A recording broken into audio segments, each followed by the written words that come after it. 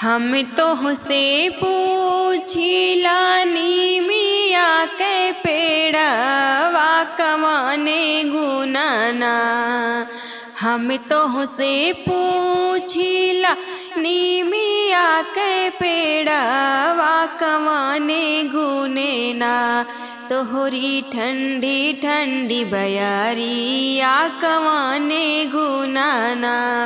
तोहरी ठंडी ठंडी बयारी या कवाने गुनाना।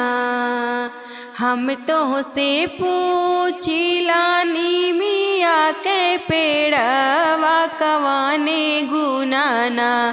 तोहरी ठंडी ठंडी बयारी या कवाने गुनाना।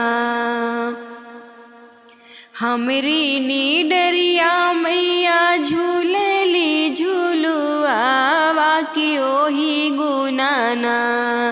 हमरी ही डरिया मैया झूलेली झूलुआवा वही है गुनाना।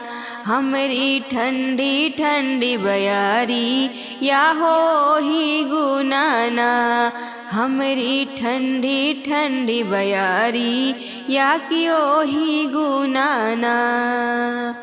हम तोहसे पूछिला आमावा के पेड़वा कवने गुनवाना। हम तोहसे पूछिला आमावा के पेड़वा कवने गुनाना। तोहरी लंबी लंबी पातिया कवने गुनाना। तोहरी लंबी लंबी पातिया कवने गुनाना। हमरी ही पतियस मैया लेवली हवानिया की ओही गुनाना। हमरी ही पतिया से मैया लेवली हवानिया की ओही गुनाना। हमरी लंबी लंबी पाती या की ओही गुनाना। हमरी लंबी लंबी पाती या की ओही गुनाना।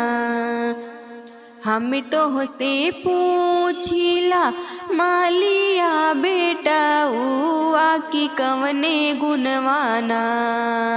हम तोहसे पूछिला मालिया बेटा उआ की कवने गुनवाना।